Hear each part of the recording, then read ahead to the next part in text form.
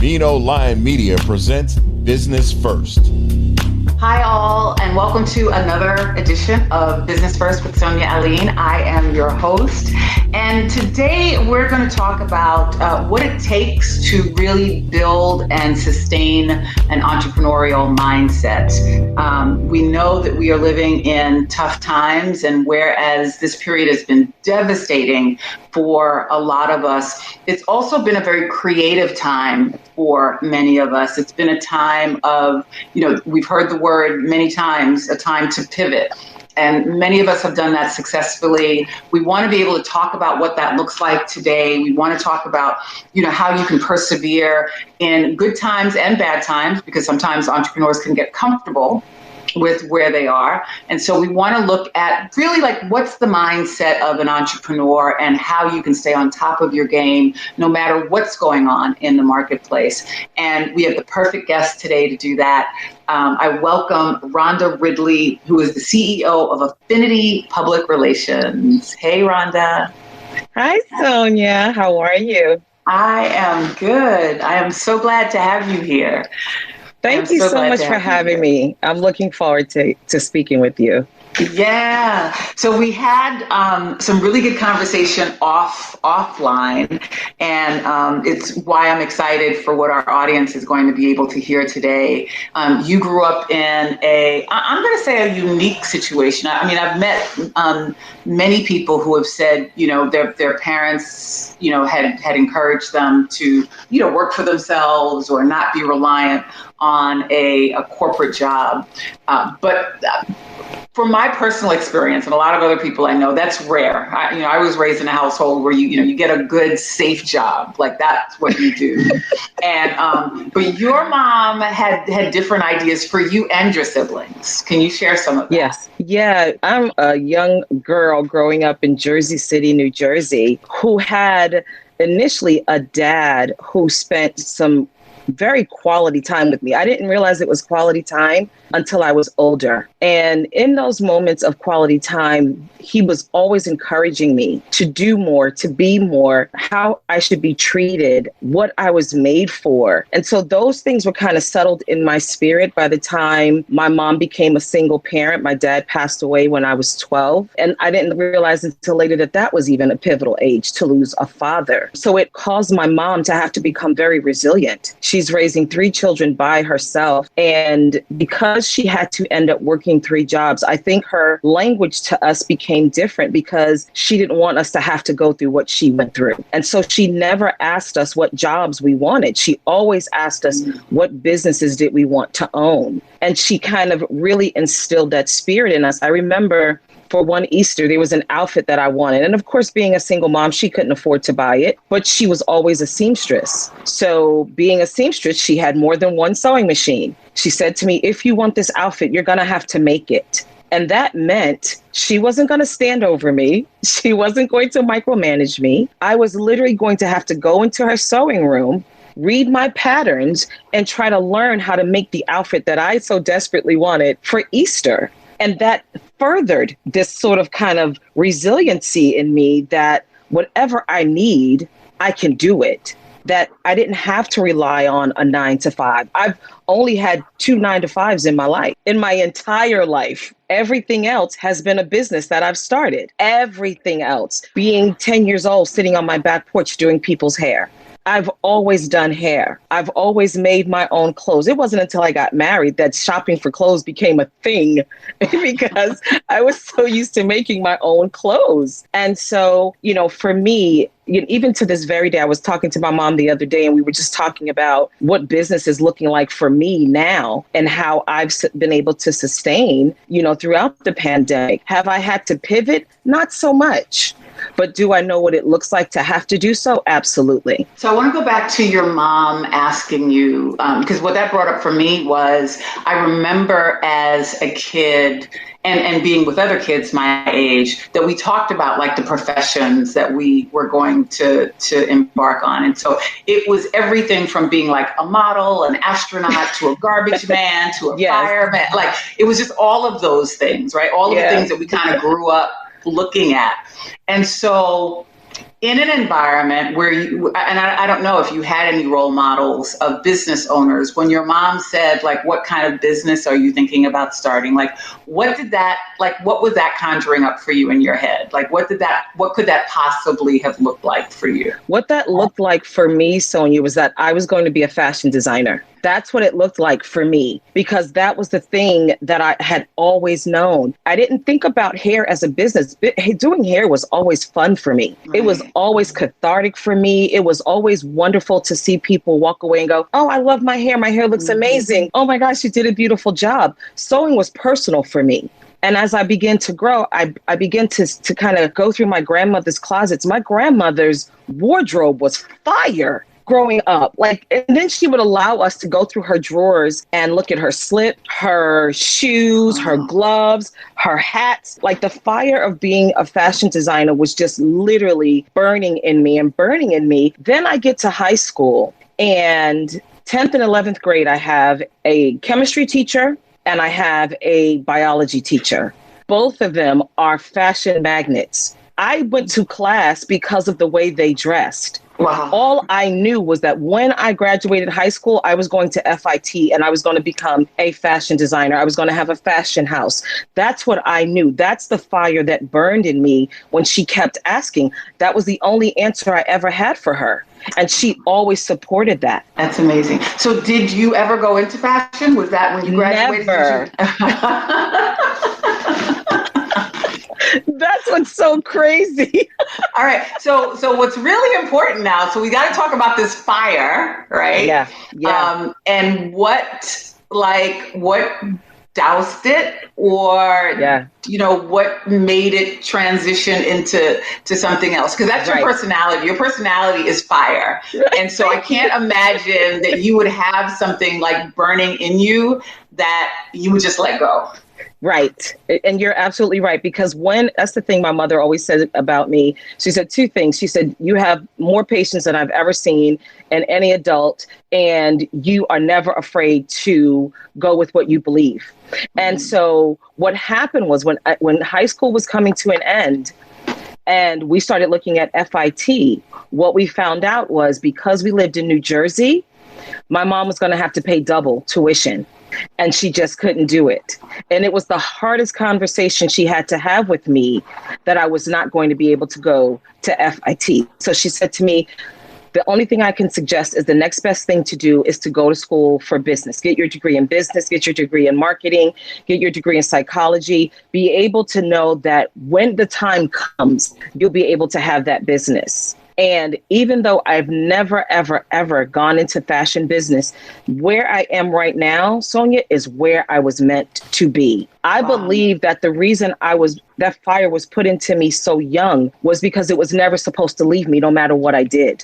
It didn't matter what I did. The fire of entrepreneurship, the fire of knowing that I did not have to answer to anyone during a 9 to 5, the fire of knowing that taking a risk is one of the most beautiful things that you can do in life, that was imparted into me very, very early. The industry didn't matter. The fire just had to remain. All right. You're saying so many important things right now, because, usually when we're fixated on an idea, getting a suggestion to do something else, right? And so from going to fashion to business, even though you could have turned your fashion talents into a business, like going from fashion to now studying business could have devastated or wrecked someone else. And so what is it about? And so I think there are lessons for people who are listening who can be reluctant about where they need to go in their business as well. But what is it at a young age? Because you were a young woman. What was it, do you think, about you that was just like, all right, I can't do this. It's obvious that my mom won't be able to afford this, but I'll just do this. Yeah. My dad, those moments, I'm a listener, and that's how I function in life. If you say something to me, I'm a listener and I'm a forever student. And so my dad, the way he would sit me down, it was so intentional, Sonia. My dad had very black and slick hair. And so he would come home on a Friday, because he was a construction worker directly out of the Army. Mm-hmm. And he had this stuff for his hair called Vitalis. and he would have me comb the Vitalis through his hair. And in those moments is when he's telling me the world is not fair. You may not always get what you want. It's okay to dream. You don't have to conform to anyone. Those things were literally, I didn't realize how much they were ingrained into me until I needed to pull on them. And when my mom devastated me by saying that, I was not a bratty kid. So I was just like, okay, but dad said I could do this, and dad said I could do that, and dad said I could do this, and I can make this into that if I have to. And for me, and he was a fighter. My dad was a fighter. One of his and my mom's biggest fights was whether or not to get me a doll or a pair of Pro-Keds sneakers. I wanted the Pro-Keds sneakers. My mom wanted to get me the doll. My dad was like, no. My dad was showing me that I didn't even have to conform to what she thought I should have. And so for me, it could have devastated me. I'm very sensitive. I'm the only girl, but I had something that was poured into me intentionally by a father who, with his wisdom, knew that I was going to need that in order to become who I am today.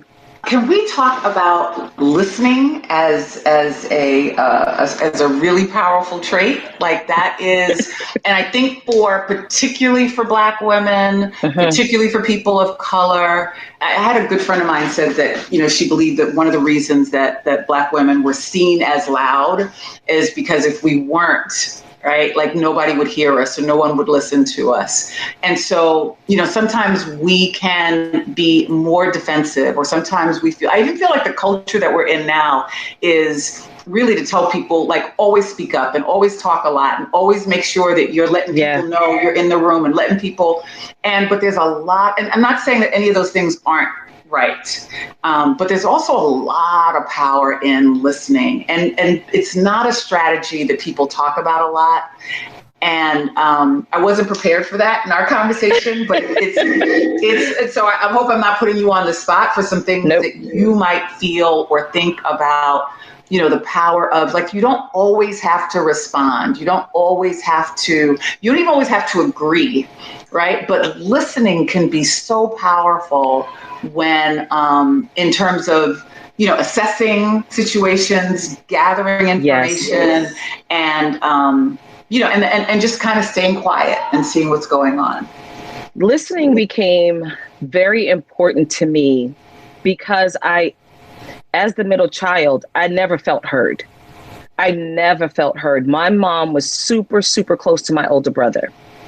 And I thought that as a girl, I was supposed to be very close to my mom. And so as I got clear, as I became clear in my late teens and my early 20s, and I started to see myself, I was very loud. I was loud because I had spent the majority of my life not being heard. Mm-hmm. And when I wasn't being heard, I also wasn't learning anything. I also wasn't being nourished and nurtured either.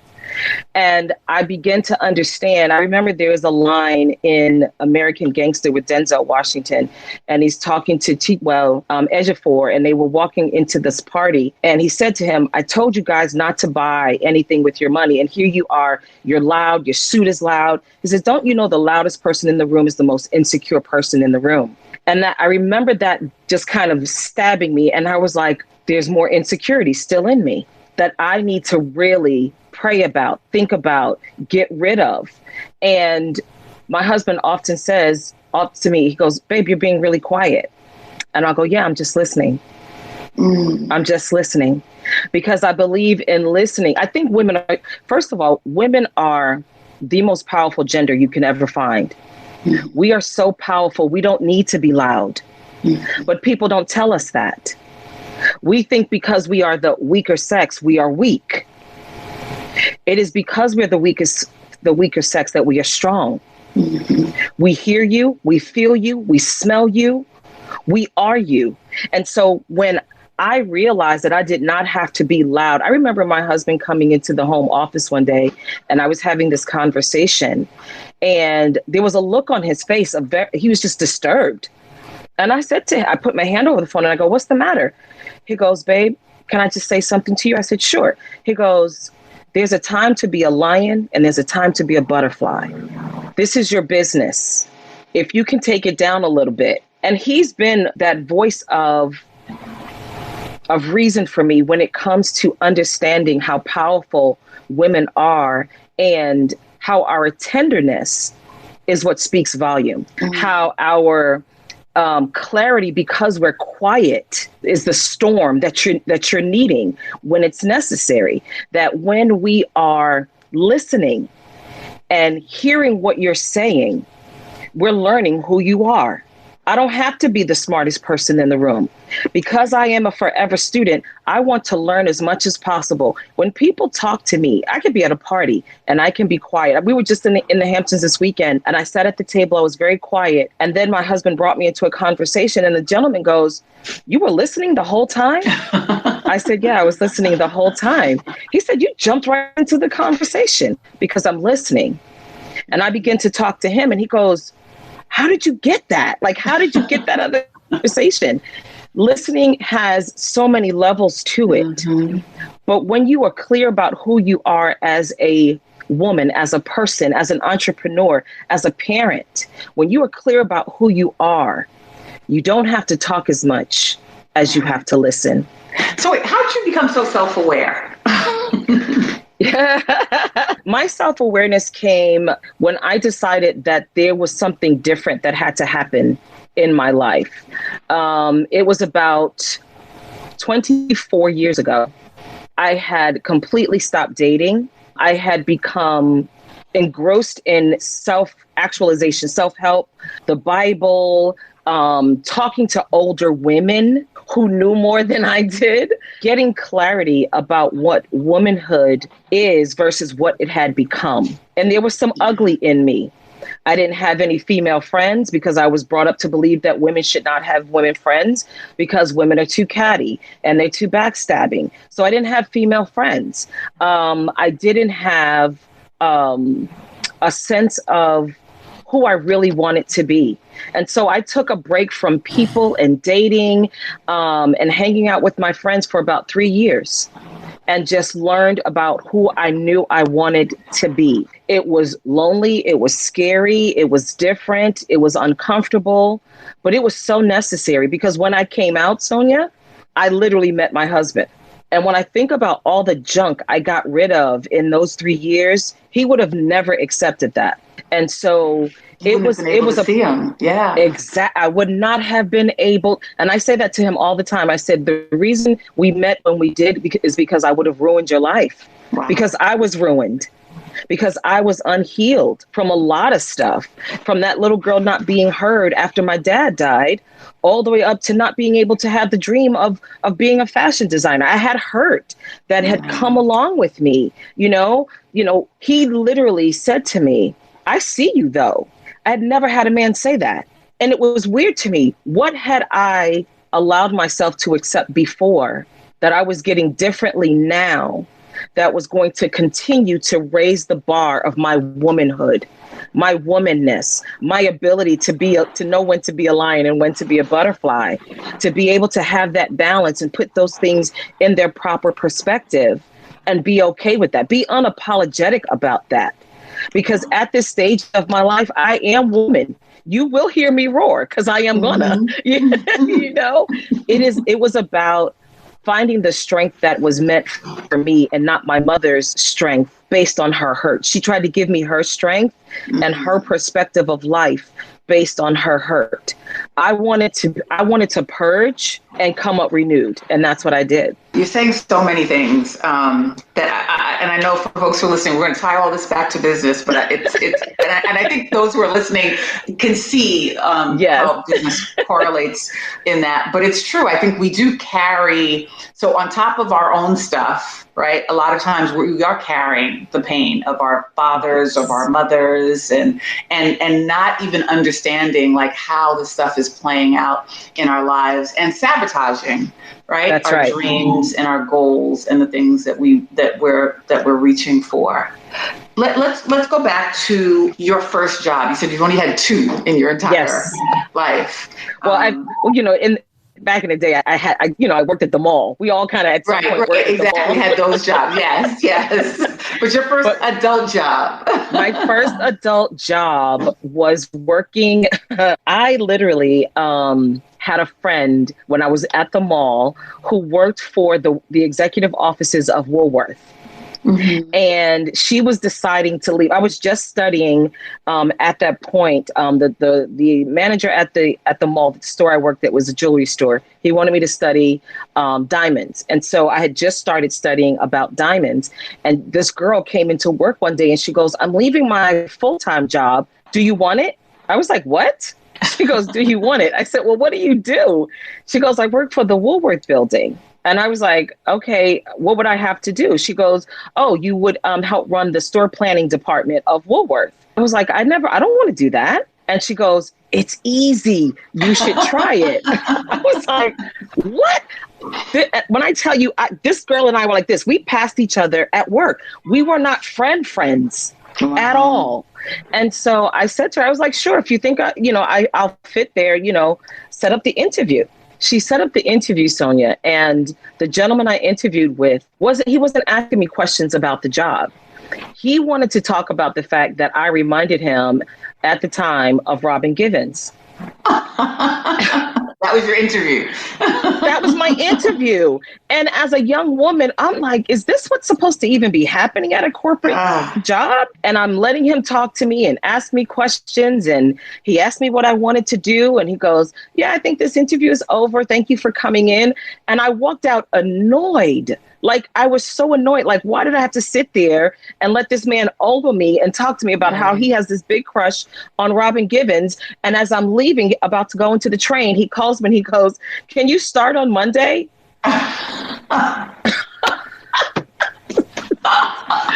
This was on a Wednesday. He goes, "Can you start on Monday?" And I was like, "Yes, I can start on Monday."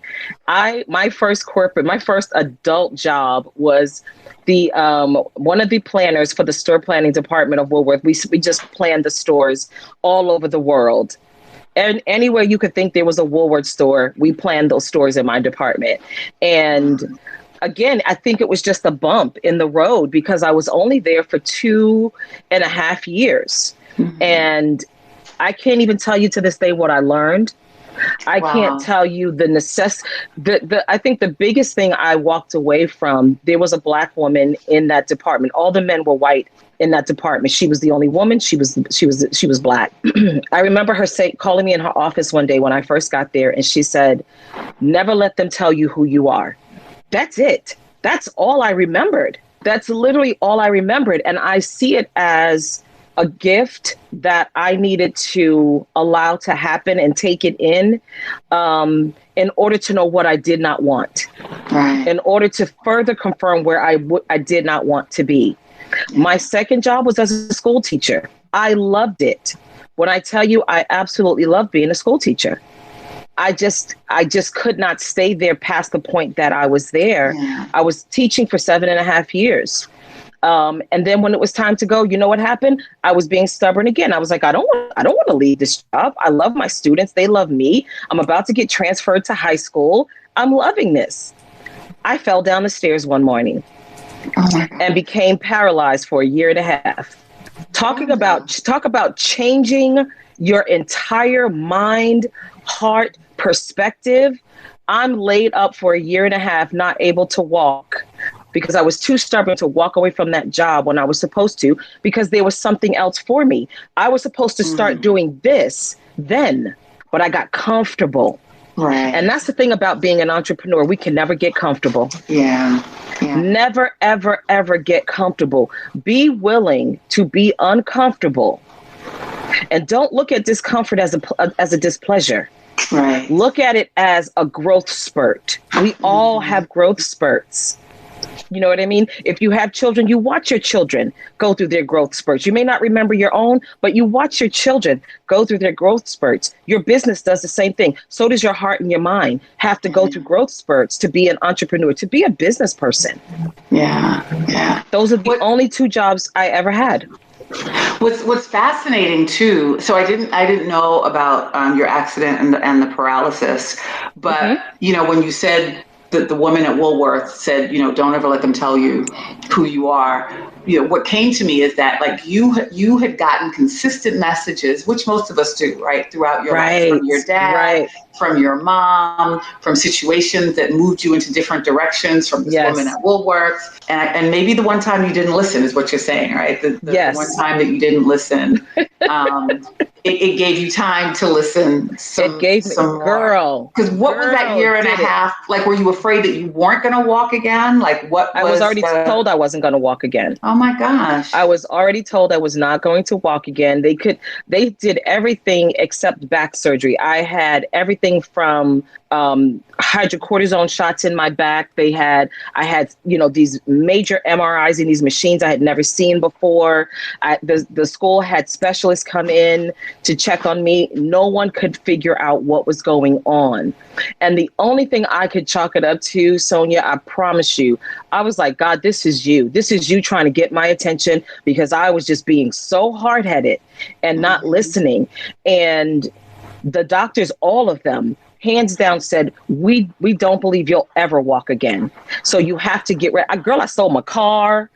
I was in the process of getting out of my apartment. I had a duplex in Jersey City. I can't utilize a duplex. I was ready my whole life was changing. My entire life was changing. And I was in a really horrible relationship. Really, really horrible. And the first couple of months, I'm sad. Like, I don't want to see anyone. I don't want to talk to anyone. I didn't let my best friend come over. I didn't let my mom come over. The only person I let come over was my brother. I was just in my own funk. The clarity has to come. Rhonda, you're never walking again, period. And that's what you have to get used to. And so my mom gave me a Bible that I had never opened, never. And she said to me, every so often she would call me, she'd go, "Are you reading the word?"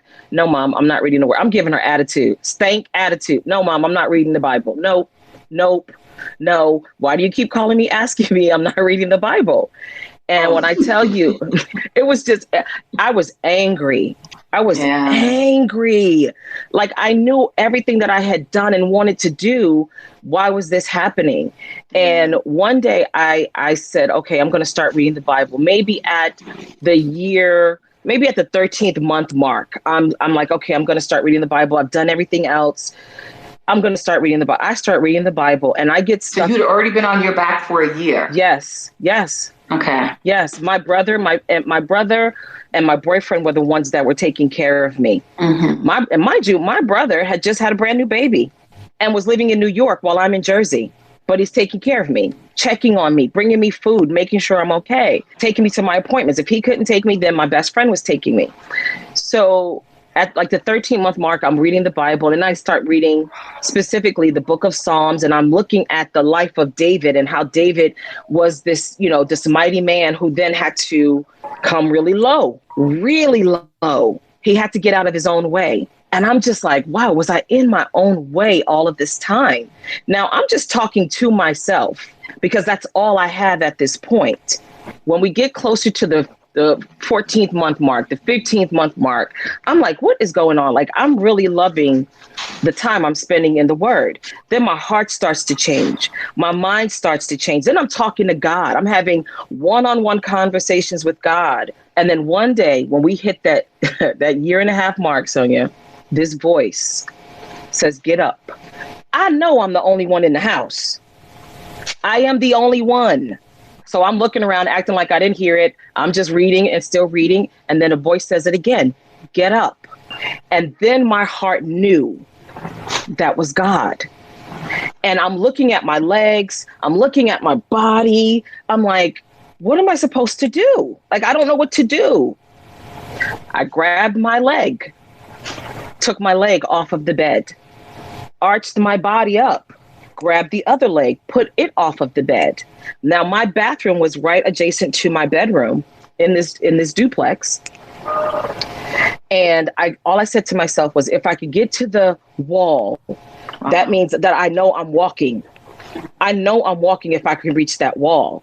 And all I remember is when I got the second leg off of the bed, I inched myself to the edge of the bed. And the next thing I knew, Sonia, I was at the wall. Now, specialists told me I would never be able to do that. And so that put me in a space, a headspace and a heart space that my life was destined to do something other than maybe what I thought it was supposed to be, or what I was supposed to do. But the thing that has to remain consistent is I have to leave my heart open for the change. I have to leave my heart open to move. I have to leave my heart open to pivot if I have to. But I cannot get complacent. I cannot sit still. I cannot be so numb that I can't be nimble to move about. And whatever that next move is, I have to be able to make it. Once I got up that day, I have been walking ever since. But I've also been listening to those voices, the voice that when it's time for me to move, I'm moving. When it's time for me to do, I'm doing. When it's time for me to listen, I'm listening. When it's time for me to talk, I'm talking. So it became a full-on life change for me. It was almost like a rebirth for me. And so the fire is still here. Right. I think it's stronger than it was before. I already have new entrepreneurial ventures that I'm working on because the fire is still here. I'm a forever entrepreneur. I'm a forever student. I need to always be learning. If I'm not learning, something in me gets really sad. So I'm learning about my business. I'm learning about other people's businesses. I'm learning about what it means to be an entrepreneur in 2021. I'm learning about what it looks like to be a Black woman owning a business still. I've had my business for 21 years. 21 years, but I've been in the PR industry for 30. That's not supposed to happen. That's not supposed to happen. But there's a resiliency in me that's going to keep me moving forward. I am going to stop you here, and I'm going to ask you to come back. So I really want this to be a part two, because I think what you did for us. And I love when these things just happen. I think what you did is you just laid a really solid foundation for anyone who's listening about this. But I would love for you to come back next week for us to finish this conversation. Yes. About how all of these things, the listening, being a student, dispelling the negative beliefs about yourself, learning to really trust who you are, and being okay with getting uncomfortable, like how all of those things have sustained you in this 30-year career that you have, and the business that you've built and the businesses is to come. Yeah. Would you come back next week? Absolutely. So we can talk about this? Thank you so much. This is so what I hope you all got what you needed. It's so much what I got, what I needed. So thank you, Rhonda. This was incredible. I know you, but didn't know all of these amazing stories about you. And so, I'm grateful that you're here, and I'm grateful that you're able to share the story through this podcast. Yes. And I know that folks listening have been inspired by this. And so I'm going to tell people to stay tuned as well to next week, because Rhonda's going to be back and we're going to continue this conversation. Awesome. Thank you, Sonia. Thank you so much. The Business First podcast is hosted and produced by Sonia Aline. Associate producer, Ariel Mancebo. Executive producer, Ken Johnson. Find the Business First podcast on Apple Podcasts, Stitcher, Spotify, Amazon Music, iHeartRadio, or wherever you get your podcast. And on social at business_first_podcast on IG. The Business First podcast is a Mean Old Line Media production.